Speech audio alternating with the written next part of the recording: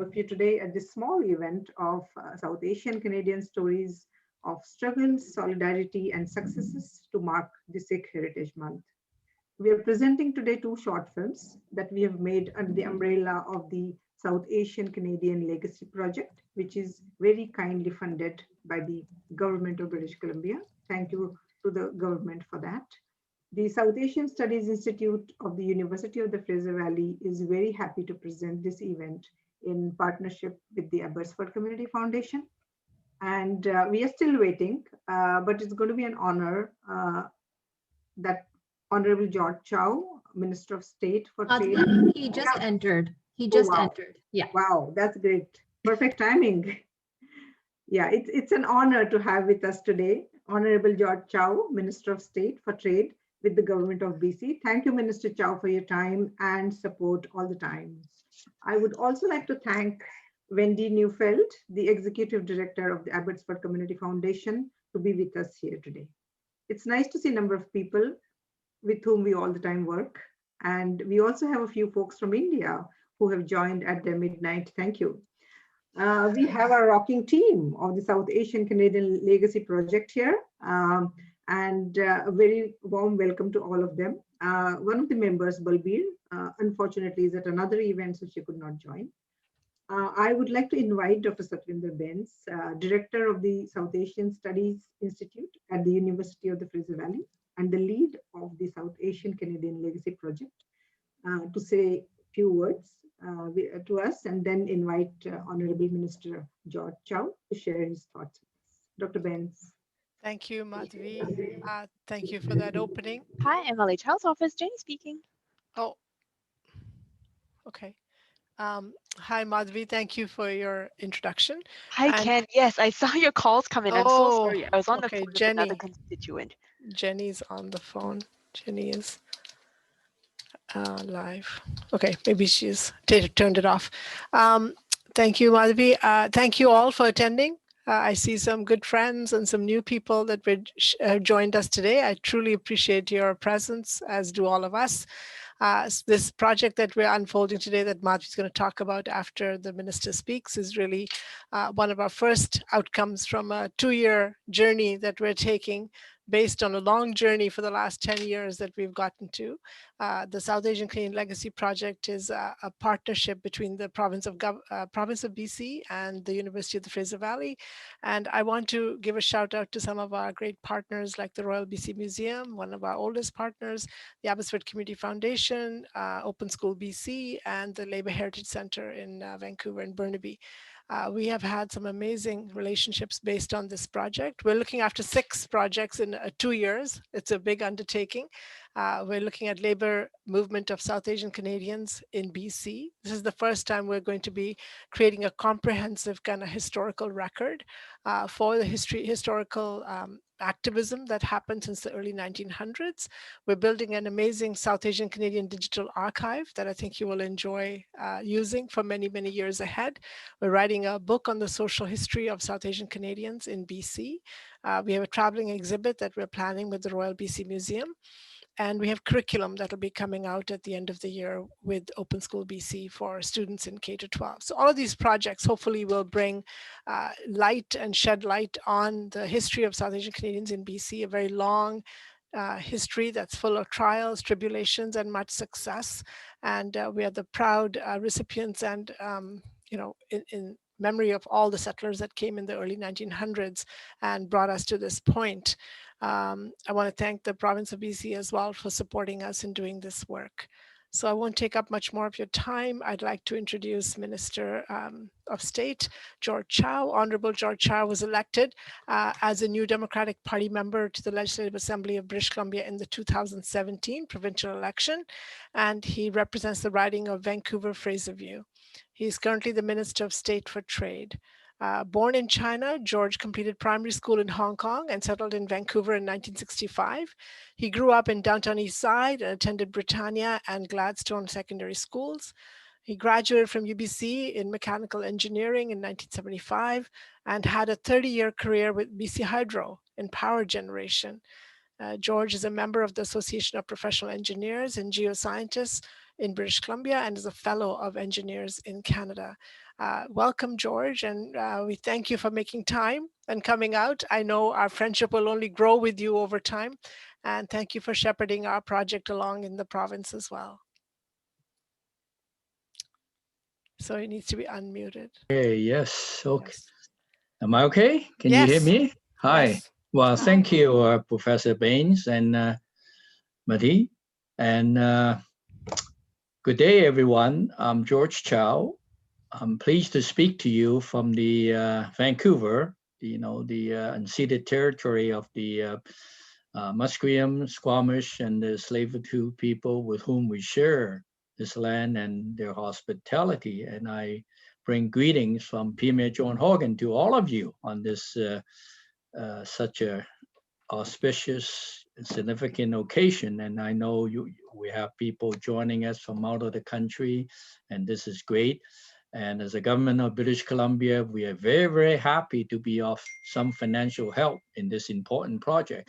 And thank you for your support.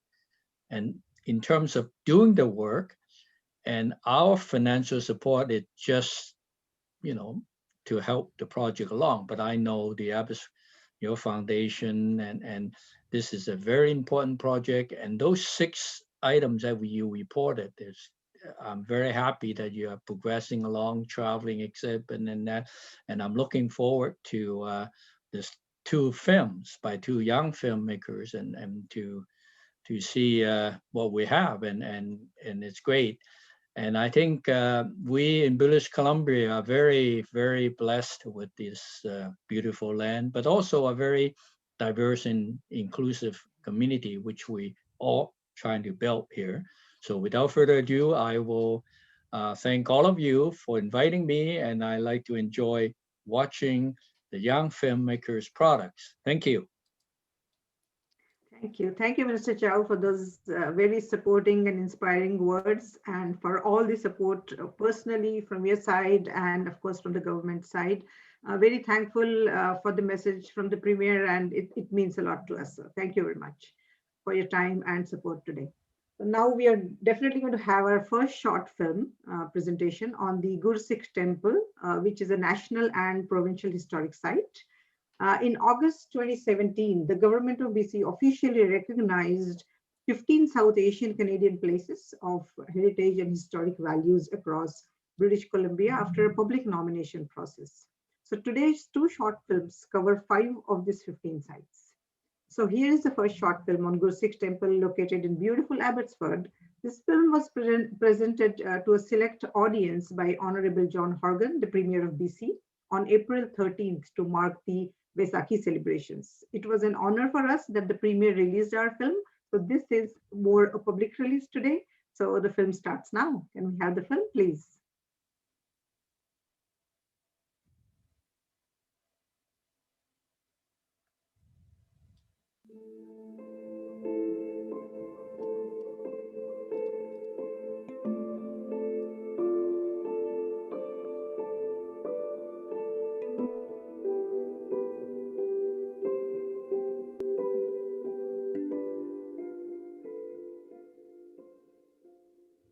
Fraser Valley region of British Columbia, Canada, the rural city of Abbotsford is home to the valley's rich and diverse community of South Asian Canadian heritage. In the heart of the farming city stands the oldest Sikh temple in North America and Canada's one and only Sikh temple designated as a National Historic Site, the Sikh Temple, which also houses the Sikh Heritage Museum. The story behind the creation of the historic site begins in 1905, the year in which the first Sikhs arrived in the valley and began working and contributing to the forestry, fishing, and agricultural industries. While they faced intense racial discrimination and injustice, these early migrants started to build support for community living in a small bachelor society. Through the strength and resilience of community living, local Sikhs started to build a permanent presence in British Columbia. In 1908, the Sikh leaders Sundar Singh Thandi and Arjan Singh bought a 1-acre property on a hill in the center of Abbotsford with plans of building a Sikh temple. Shortly after, work officially started and many migrant Sikh workers assisted in building the temple. These men carried local timber from the Abbotsford Lumber Company nearby Mill Lake, where they worked, to the property. For 4 years, these men continued to carry timber on their backs up the hill with pride and dedication. Like many Canadian frontier towns in the early 1900s, this temple is designed as a wood frame building with a false front. On the inside of the temple, the first floor is the prayer hall, which holds the Shri Guru Granth Sahib Ji, Sikhism's holy scripture. On the ground floor, they built a kitchen and a communal langar hall where vegetarian meals were served freely to the congregation and to all visitors. In the winter of 1911, the temple was finally completed and officially opened in February. Many Sikh and non-Sikh community members from all around the province attended at the site to participate in the opening ceremonies. The temple became a place for support for new migrants, and it also became a center for human rights advocacy. The Sikhs fought against racism and discrimination in labor, immigration, the right to vote, and citizenship. For 40 years, they petitioned and campaigned to obtain the right to vote after being disenfranchised in 1907. They also mounted a legal challenge against the government to give 376 Komagara Maru passengers the right to stay in Canada. Over the years, along with being a place of unity for justice and human dignity, the temple was also a community place of celebration as many immigrants held their marriage ceremonies in the presence of the Guru Granth Sahib Ji. Following the efforts of Nachattar Singh Sangha, the president of the time for the Khalsa Diwan Society Abbotsford, Prime Minister Jean Chrétien declared the temple as a Canadian National Historic Site in 2002. On the day of the designation, the Prime Minister and people all across Canada heralded this honor with a fitting ceremony. In August 2017, the provincial government declared the temple as a provincial historic site under the Heritage Conservation Act. As the community grew, the Langar Hall relocated to a new Sikh temple across the street from the heritage site. As part of the 2011 centenary celebrations, the ground floor of the temple was transformed to house the first Canadian Sikh Heritage Museum, which preserves the early Sikh settler history and invaluable community stories. Today, the Guru Sikh Temple is over 100 years old, and it is recognized all over Canada by citizens and has been visited by 3 Prime Ministers, Jean Chrétien, Stephen Harper, and Justin Trudeau. It is a place to learn the historic injustices of the past and the many community contributions of Sikh settlers. The Khalsa Diwan Society is now the oldest surviving Sikh religious society in North America. Sikhs continue to uphold the value of sharing their collective experiences, having their voices heard, and supporting one another. The Guru Sikh Temple stands as a testament to their resilience. With nearly 1 million Sikhs living in Canada in the 21st century, the Guru Sikh Temple and Sikh Heritage Museum shine a light on the individual and shared stories of many immigrants through historic archives, educational tours, and exhibits.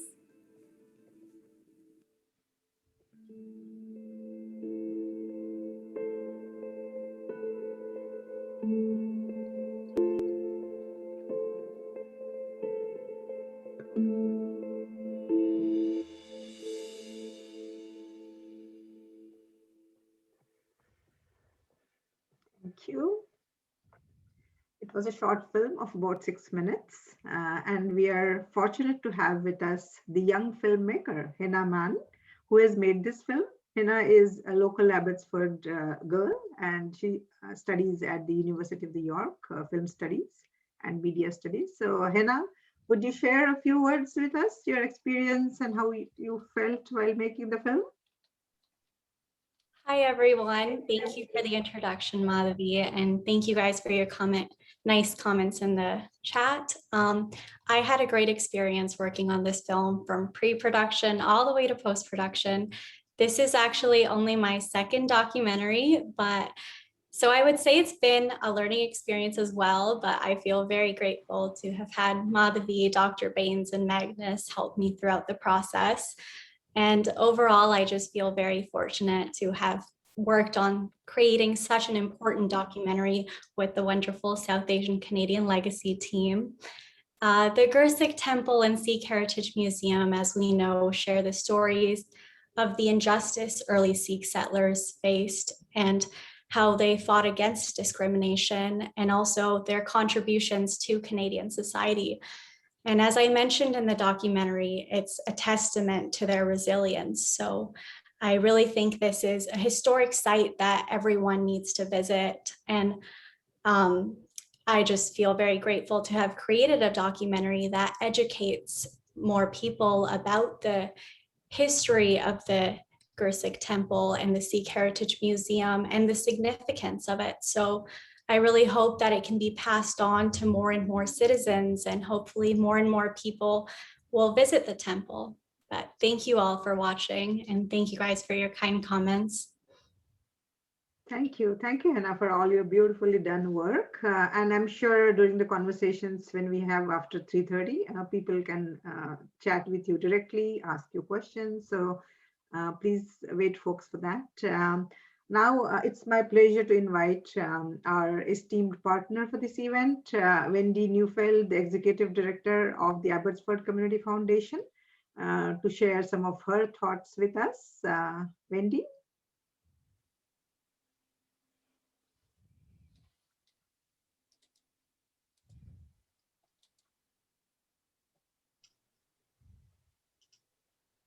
Good afternoon, everyone. My name's Wendy Neufeld. I'm the Executive Director of the Abbotsford Community Foundation. It's my pleasure to be here this afternoon just to say a little bit about the foundation and how we were, why and how we're involved in this project. The Abbotsford Community Foundation is celebrating 42 years of giving to Abbotsford this year. Abbotsford's a community with deep roots, great diversity, and an open and welcoming spirit. As people, we're more generous than anywhere else in Canada. Philanthropy exists in many ways, but the history of our organization speaks to a commitment of sustainable generosity. Since 1979, the Abbotsford Community Foundation has been focusing on inspiring our community partners to work with others who are also passionate about making Abbotsford the best it can be. We are stronger when we work together, and we can have a greater impact too. We are a conduit for philanthropy as we connect people and their causes together forever. When Abbotsford organizations such as the University of the Fraser Valley partner with the Abbotsford Community Foundation, we work together to establish both a financial and historical legacy to the community. In 2020, when the South Asian Studies Institute approached us to help facilitate funding for the South Asian Canadian Legacy Project, we were so pleased to be the bridge that connected the province of BC to UFE for this purpose. In our 42 years of giving, the Abbotsford Community Foundation has invested more than $12 million back into our community to charities, students, farmers, arts and culture, housing, and animal welfare, and numerous other causes that are important to community well-being. One of our programs we're perhaps best known for is our scholarship and bursary program. In June of this year, we'll present 347 awards and $364,000 to Abbotsford graduates. More than 2/3 of those graduates usually start their post-secondary education at the University of the Fraser Valley. And we're proud that we can play a part in supporting our local university in this way. From that initial donation in 1979 by Alan and Vivian Trethewey, the total permanent capital of the Abbotsford Community Foundation has grown to almost $14 million. Because of our generous donors, these gifts continue to make an impact now and for future generations. We offer leadership and build bridges between diverse groups that give our community life. And this partnership with the South Asian Studies Institute at UFV is a great example of this. Please message me if you'd like to learn more about the Abbotsford Community Foundation or if you'd wish to receive a copy of our annual report. You can also find out more about us by visiting our website at www.abbotsfordcf.org. Thank you so much for the opportunity to share a little bit about who we are in the community and our impact. Thank you. Thank you, Wendy, for those kind words. We deeply value your partnership and support, and thanks for your time today. We really appreciate that. Now, without waiting, I'm sure everyone wants to see the next film. We will move on to present our next film, which is titled Solidarity Lives, which covers 4 South Asian Canadian historic sites in BC. All these 4 sites are in Metro Vancouver. And the film is made by our young filmmakers, Bhavesh and Paneet Singh. Both of them are here today. So we'll start the film, and after that, Bhavesh and Paneet will share their thoughts with us. So can we have the film, please?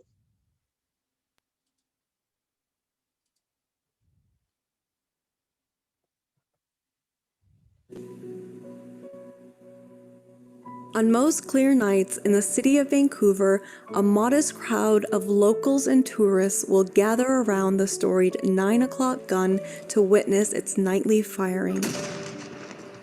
Like many of the monuments around BC's Lower Mainland, the cannon stands as an example of the province's colonial history. But the waters towards which this cannon points carry many different stories. They carry the stories of time immemorial, of Indigenous nations who have stewarded these lands before the arrival of the ships of colonizers. They carry the stories of migrant communities arriving at the ports with varying aspirations, dreams, and experiences. They carry the stories of some of the most consequential moments in our many histories. In August 2017, the Government of British Columbia, through a process of public consultation and nominations, recognized 15 places of historic significance to the South Asian community. Places like here, the location of the Khalsa Diwan Society 2nd Avenue Gurdwara. Here, the Burrard Inlet where the Kamagata Maru ship sought to dock in 1914. Here, the site of the execution of Bhai Meva Singh in 1915, and here, the current-day Khalsa Diwan Society Gurdwara. While these places may not seem out of the ordinary upon first glance, these grounds and waters carry the complex weaving stories of rebellion, activism, community, and erasure.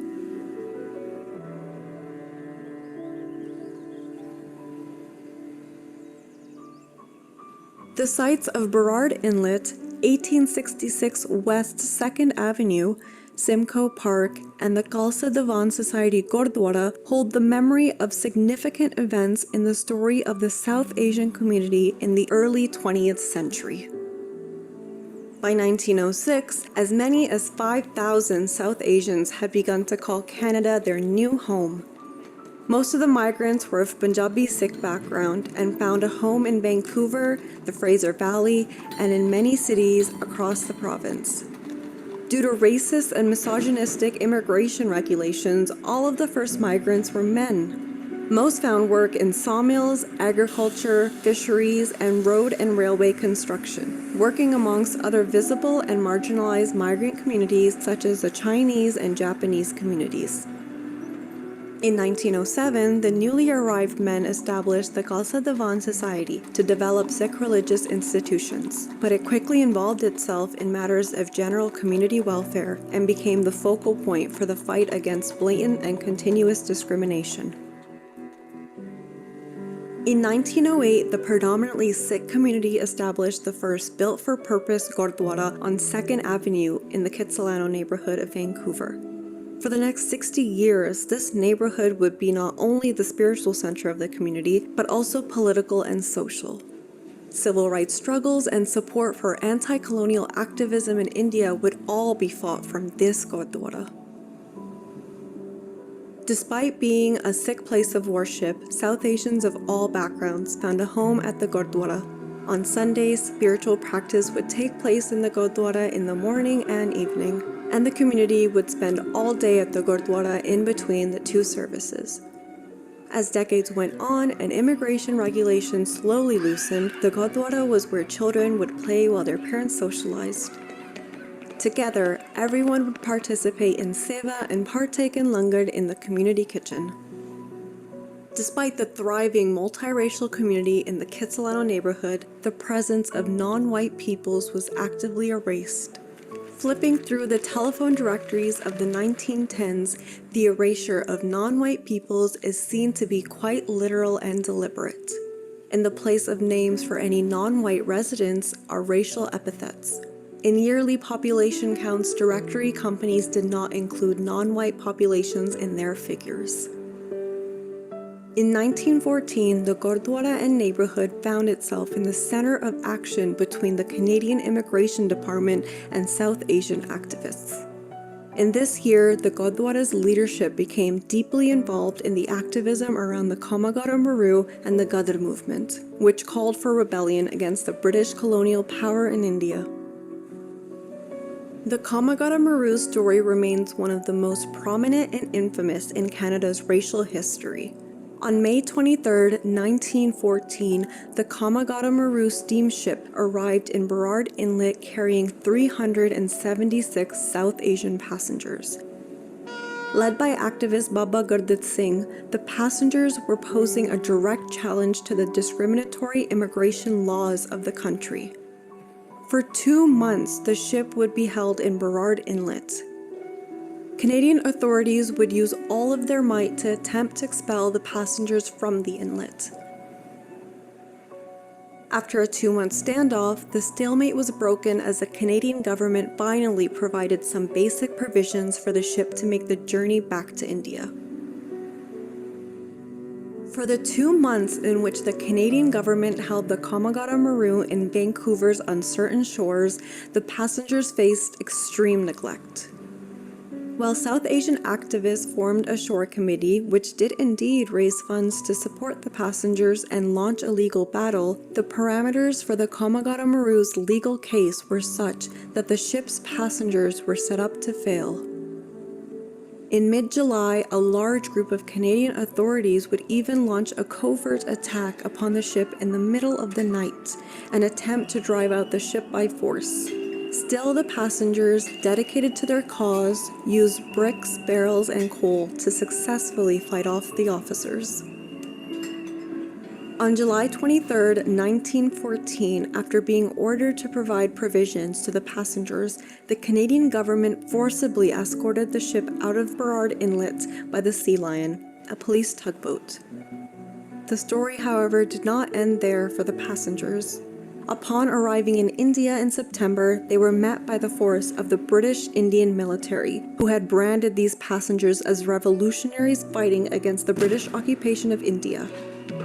As conflict broke out at the ports of Bajbaj, officers opened fire on the passengers, killing several and arresting several others. Today, facing the Burrard Inlet in Harbour Green Park stands a monument dedicated to the Kamagara Maru and its passengers. Modeled after the shape and elements of the ship itself, the monument features an image of the passengers, a list of their names, and a small description of the events surrounding the ship's expulsion. The Gurdwara's president, Bhavesh Singh, played a prominent role in representing the community at the time, and was one of 2 people to take on the financial responsibility of the ship's charter. Bhavesh Singh's activism made him the target of a conspiracy between Inspector William C. Hopkinson of the Canadian Immigration Department and his network of informants. On September 5, 1914, less than 2 months after the Kamagara Maru's departure from Burrard Inlet, a man named Bela Singh Jain entered the 2nd Avenue Gurdwara during a funeral service and opened fire within the Gurdwara's walls. Bela Jan was a known informant of Inspector Hopkinson, and as a result of his shooting at the Gurdwara, President Bhag Singh was killed, along with one other man, and 7 others in the congregation were injured. Bela Jan was taken into custody following the shooting, while Bhag Singh, along with the other slain man, Madan Singh, came to be revered in the community's memory as shaheeds, martyrs, who were targeted by government informants because of their activist work. Today, the site of what used to be the 2nd Avenue Gurdwara is regularly visited by locals and tourists.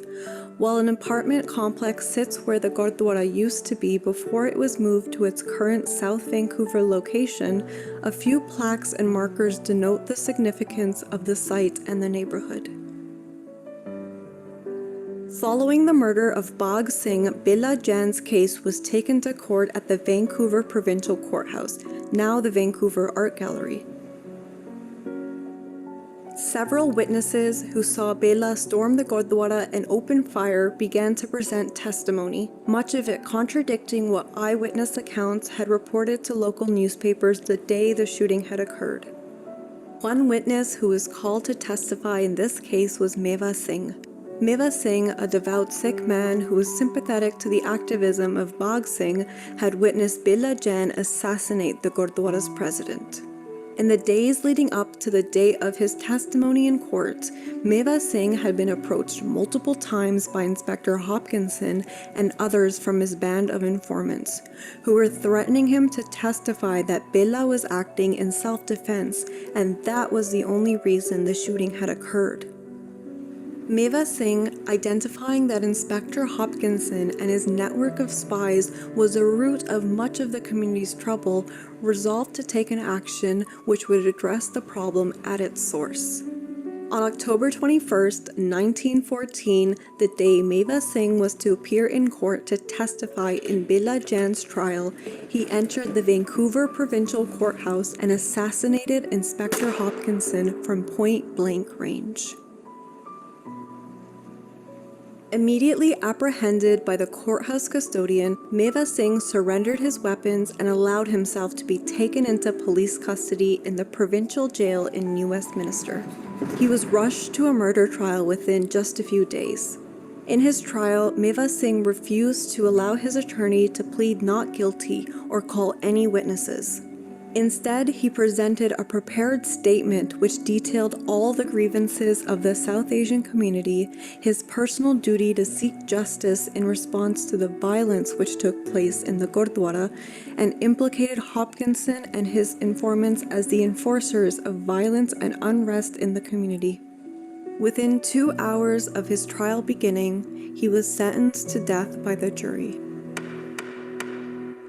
On January 11, 1915, at 8 a.m., Meva Singh was executed in the New Westminster Provincial Jail. His body was taken by about 256 and South Asians to the nearby BC Electric Railway Depot and prepared for his final rites. From there, his body was taken in a procession to Fraser Mills, where his funeral was performed. Today, the site of Meva Singh's hanging is no longer a jail, but a community park, within which sits a community garden. Fittingly, the name Meva itself means fruit in Punjabi. Revered as a martyr by Sikh and South Asian communities, the anniversary of Meva Singh's hanging is still commemorated today by Gurdwaras across the province, a testament to the activism of Sikh and South Asian communities over the decades. In 1969, as a result of a growing community and congregation, the Khalsa Diwan Society purchased land at 8000 Ross Street in South Vancouver and built a new Gurdwara, designed by the renowned architect Arthur Erickson. The move in 1969 was marked by a celebratory procession where the Guru Granth Sahib was taken in a decorated bus from the 2nd Avenue Gurdwara to the new Ross Street Gurdwara. For over 50 years, the Ross Street Gurdwara has continued to remind us of the community's ongoing soul and strength. It stands today as a testament to a community that has shown time and time again that solidarity lives.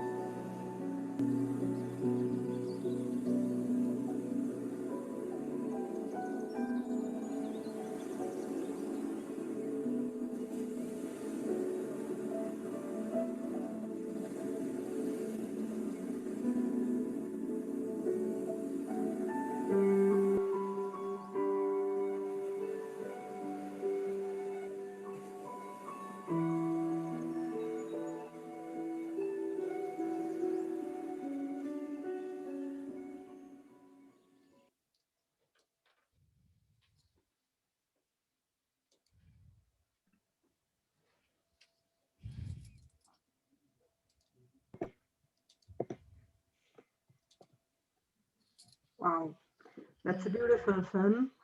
Whenever I watch this film, it's never without tears. We are fortunate to have Paneet Singh and Bhavesh Chauhan with us, two young filmmakers from Vancouver.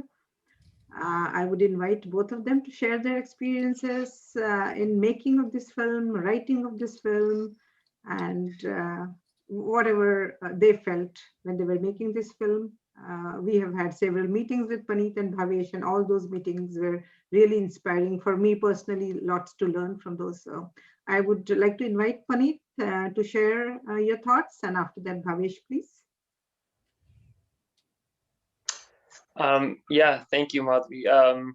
Before starting, I just want to acknowledge that I'm calling in from the ancestral, the unceded, the stolen territory of the Hakuminam and Skohomer-speaking nations of the Musqueam, the Tsleil-Waututh, in shared relationship with the Stolo, and I'm honored to be on this land from where I'm calling in from. And I mean, just very quickly, because I was just the writer on this script. I mean, I was fortunate to be contacted by Madhvi and Dr. Baines and everyone else at UFV to undertake this. And it was, I mean, it's a great experience. It's always a challenge for anyone who's familiar with my work. A lot of it sits in this time period, especially with the work through the Nameless Collective podcast with Dr. Mann Singh and Naveen Gurn. So a lot of it sits this, and a lot of it concerns retelling and reimagination and investigating and imagining. So, and a lot of my work as a filmmaker and as a writer lives in the narrative world, not in the documentary world. So it was a challenge to kind of sit and make this digestible piece of history and still make it evocative. And I think Bhavesh did an amazing job with it. I knew that he would be the perfect filmmaker, a one-man army. As he is with his skill set to bring this to life. So yeah, I was grateful for the opportunity, and I would encourage all of us that as we investigate these stories further, especially stories where related to our ancestors, our land, our relationship to both, is to study not just the singular narrative of struggle to success or rags to riches, but really investigate the complexities and the nuances, what made our community whole, what makes our community whole, the imperfections, the challenges, and all the things that make us whole as human beings, and the tangled webs we weave, so to speak. And I think that's something that we can pass over, that nuanced understanding to our communities as well. And so thank you again for the opportunity. Thank you, Paneet, so much. Bhavesh, would you like to say something? Yeah, for sure. Not really much to say. It was a pretty straightforward film project. I was honored to be invited by Paneet to come on board, and yeah, he wrote the script. He approached me, and I was happy to join the team. So thank you, Madhvi and Dr. Baines, for having me. It was a really interesting project to work on.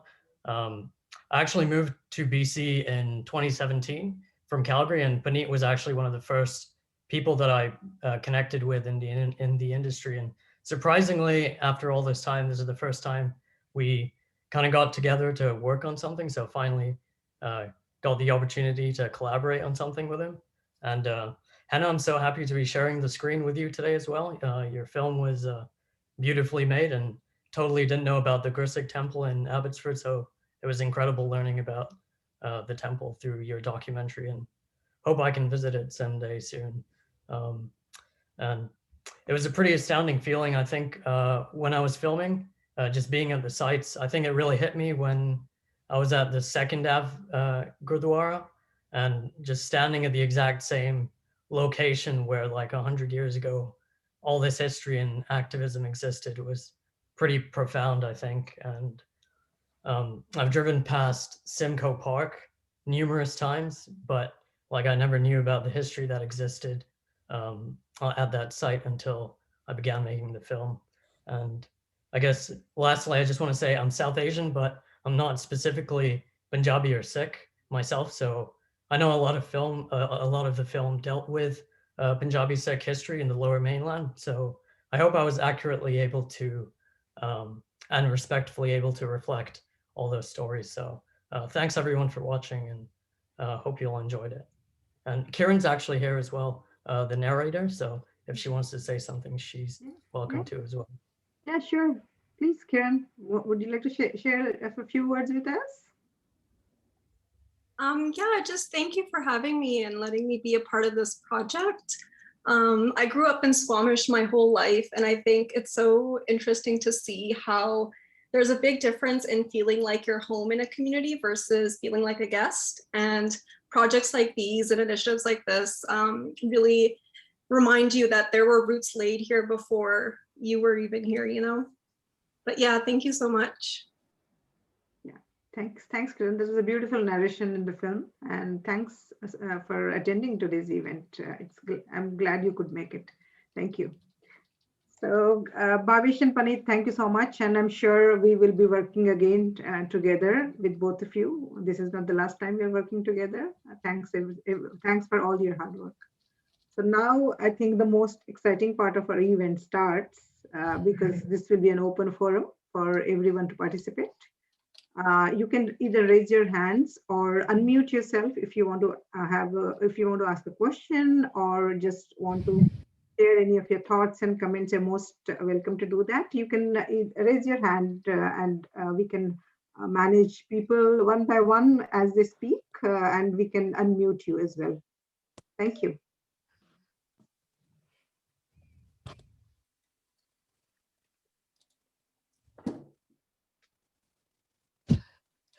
Always the first question that's a little bit hard, but I'm sure there's someone bold enough to take the mic. I don't know how to operate this. Can you hear me? Yes, Dave, we can hear you. Okay. I'm so impressed. Oh, just a moment. So I'm so impressed. I didn't know, but I'm not surprised that we have such talent in our community. Mm. I didn't know this. It's just huge. And dedicated people like yourself too. There's so many. There's very good work being done at the university in Abbotsford.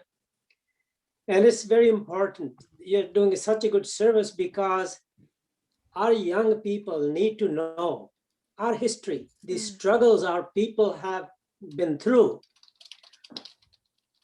It's so wonderful. I came to Canada from the United States in '62, and we met an old timer who used to work with Dr. Pandya.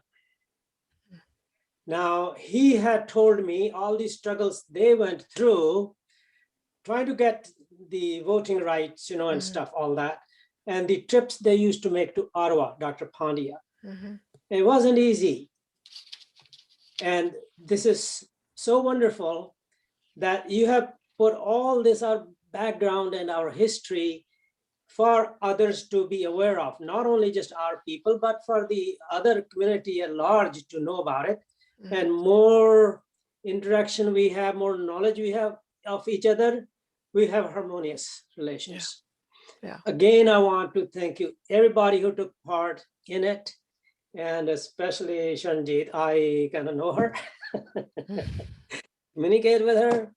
So thank you so very much. I appreciate it. Thank you. Thank you. Thank you.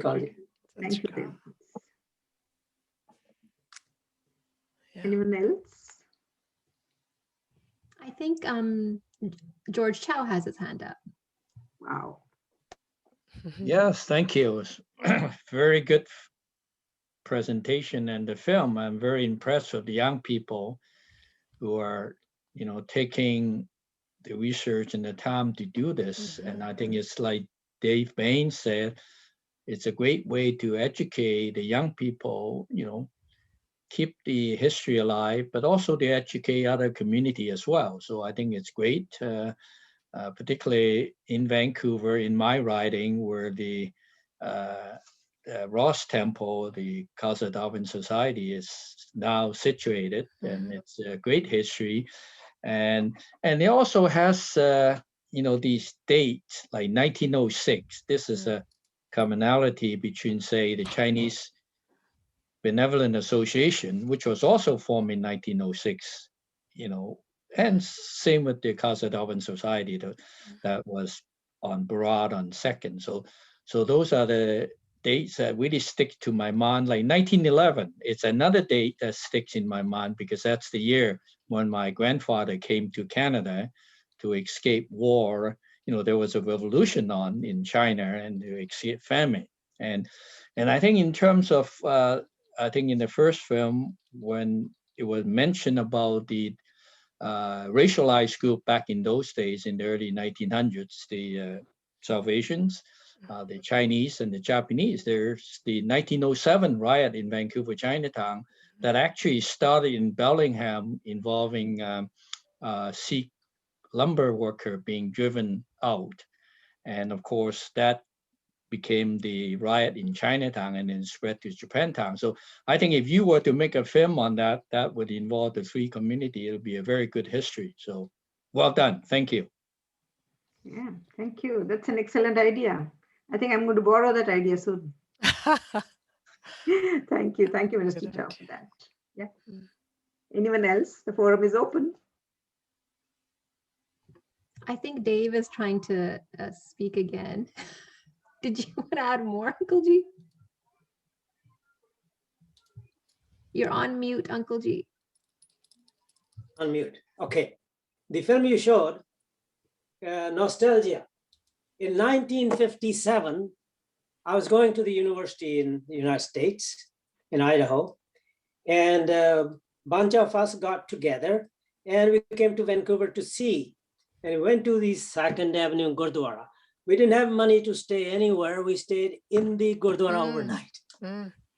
I still remember that. There were about 5, 6 of us from the university. And such a good memory that we were actually there. I like to just briefly mention the minister. I found out during this film that presentation, he was a power engineer in about 65. Well, in 65, I was looking for a job as a power engineer at BC Hydro. No jobs. I found, and very strange and coincidence, I found the job at BC Tel, even though the HR department was telling me there were no jobs and people were coming out for lunch, and happened to see an Indian manager. Talked to him a little bit. He said, we have 2 jobs. That afternoon, I got the job. I was interviewed by the chief engineer. What a coincidence. I don't know what you call it. The HR told me there was no job. This manager in engineering, he told me there were 2 jobs open. Anyhow, that's all I have to say. Some coincidences, more than anything else. My experience at the 2nd Avenue Gurdwara. Thank you. It's nice to hear the story. Yeah, thanks. Yeah, thanks for sharing. Yeah, thank you. Thank you.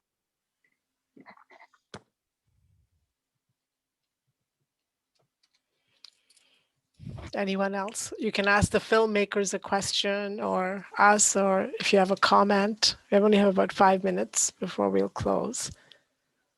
Satvinderji, it's Milan Singh talking here. I can ask a question. Yes, Milan. Hanji. Just for the filmmakers across the board, knowing that the archives are so thin and they don't have that much representation of our communities, I just wanted to ask about your process to try to represent the stories in the way that you would like them to be told, in the way that the history speaks to it. So I know it's a challenge, so I'd just love to hear about your creative process and working with materials that we have. Yeah, it is complicated, partly because the archives and material that we have is so disjointedly connected and wrongly sometimes categorized, and we need to spend a lot of time, like you have in the collective Nameless Collective, to find that research, make sense of it, and then present it. So our process is really to take the time to find the historical narratives through even 2nd and 3rd generation community members our settlers have passed away, but their stories have passed down to family members, and present those stories through their, second and third generation narratives. So as much as we can collect, as much as we can put on to the web and make it accessible to everyone, it's critically important to us that it doesn't stay within academia, that we don't just study it for the sake of studying it, but that it has impact, that it has resonance, that it reaches the average person. The history of the past, because the large Punjabi Sikh population tends to be about that community. So we need to find partners in our communities to look at the other South Asian communities in BC and start to put that together. We haven't got a lot of foundations to jump off of. So the goal would be, next 5-10 years is to build those other verticals as well, and then bring them together, as George has so nicely said, that there's solidarity between our dates, our relationships, our experiences that happened in Canada, and we need to build that more. So while we have 6 projects going on, and each project is trying very hard to be inclusive and bring as many groups into the fold, the foundations are missing. So to take 10 years and to build those foundations is what's required right now. So just letting George know that, the work, George, is just beginning. We've just scratched the surface, and we need the same kind of luxury that is afforded to other colonizers who came to this country and who have, taken up a large chunk of the history that is taught in British Columbia. And we need to find room, we need to make room for other histories and support the work, the development work to write those histories. So Milind, good question. It's a complicated process, but something we're committed to doing over the next, let's say, 25 years at least. Mm-hmm. Thank you. Thank you, Satvinder. I would also like to add to what Satvinder mentioned. In our small way, in all the possible way, we are trying to be inclusive in our current project that we are doing, the South Asian Canadian Legacy Project. We have built really good partnerships with other communities in South Asia, other countries in South Asia who are in BC, and it's a long process. But we are trying to make some corrections in those foundations, which we need to rebuild again. But I'm sure this project is a great opportunity for us to build those new foundations as well as new partnerships with the diverse communities. Anyone else? We have just 4 or 5 minutes left. Yeah. If not, then I would. George.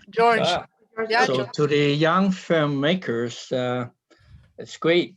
And do you took up filming? That's part of your study, or is this something that you take up as a hobby, or is this your profession? How do you come about, making films?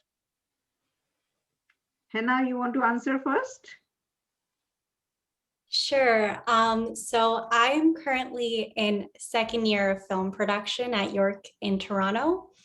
I've always been passionate about filmmaking, and I'm hoping to specialize in documentary filmmaking. I just submitted my application, but it's very competitive, so I hope that I can get in. But I really hope to be a documentary filmmaker and use films as a way to educate people.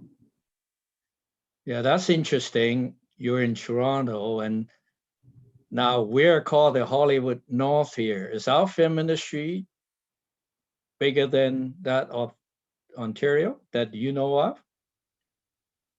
There's a lot of film productions out in Ontario as well. I've just always been interested in going to Ontario because it's great for media as well. And I've always had a passion for both media and film. And there's a lot of headquarters for media out there. So I just thought it would be a good opportunity for me to do a bit of both. Okay, good. Thank you. Yeah.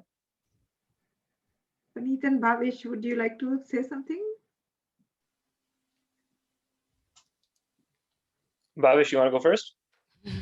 Sure, yeah. I don't have formal training in filmmaking. I've just been doing it since I was a kid. I actually went to school for engineering, but the universe has always wanted me to do film, so that's what I'm doing full time. Engineering is good, Dave. Yeah. Me.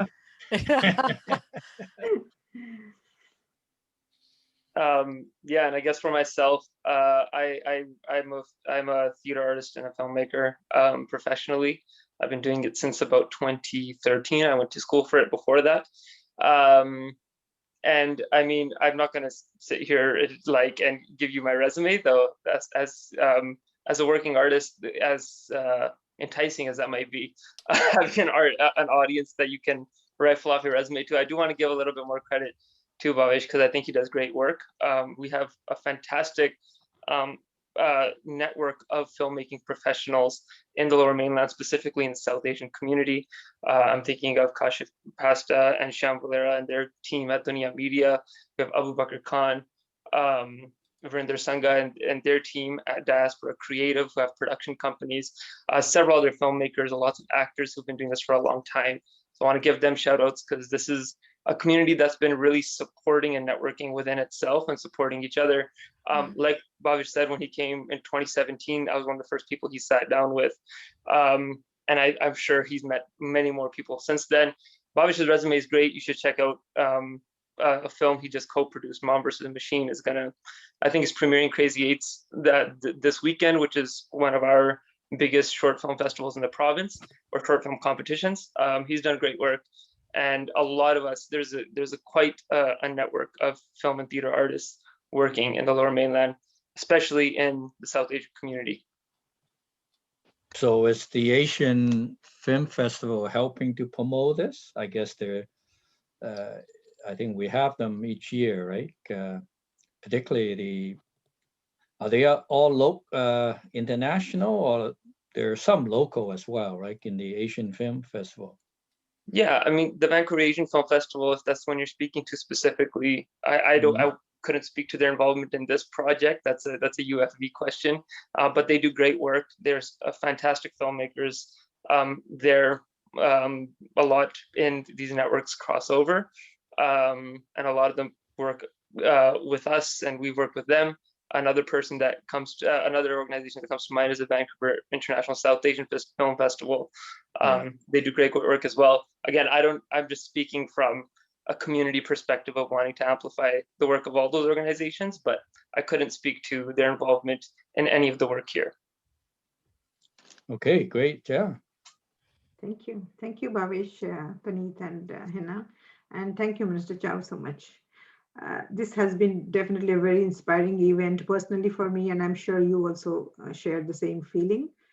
This has been a true tribute to the untiring spirit of the members of the South Asian Canadian community and their legacies, struggles, and successes.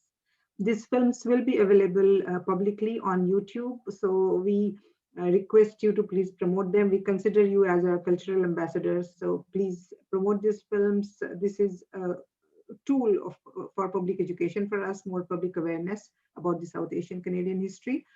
And I would now invite Dr. Satwinder Benz to present her concluding remarks and close this event. Thank you, Madhavi. I don't have too much to say. Oh, it's echoing somehow. Just to say thank you to everyone for attending, first of all. And thank you, George, and please pass on our thanks to the ministry. And I see some ministry officials here as well, Asha Bhatt and others. So thank you for coming out. I truly appreciate you took an hour to come and listen to history and watch 2 films. I feel the history came out and touched us today. And for young people to go back into history and bring it forward, that is the icing on the cake. And the grace that they show in their conversations, in creating the narratives and telling the history and then getting connected to it, I think is amazing. So thank you, Henna, thank you, Bhavesh, and thank you, Paneet. We are very appreciative of memory making through these films. And we hope, as Madhavi has said, that you will share it in your home and with young people and with elderly, and find a way to have discussion and conversation about our past, because the past certainly informs our future. And we wouldn't be here if it wasn't that history. We wouldn't be here in this way, in this moment, in this manner, looking at our history if that had not happened to us. So while there were so many trials and tribulations, populations, we have made something from them and we are stronger for it. And both politically, socially, economically, culturally, we are really a powerful force. And I hope, as Madhvi has mentioned, that we expand our histories and it bring as many people into the history so that we can all be the beneficiaries of it. We're very proud of today. It's our first project that we've put out for the 6 projects, and you will see a lot more now until next year.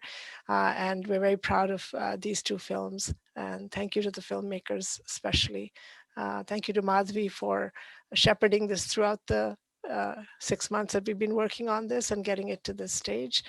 This wouldn't have been possible without all the hard work that people put into it. So thank you very much. Hope to see you again. Yeah, thank you. Thank you, George. Stay safe, everyone.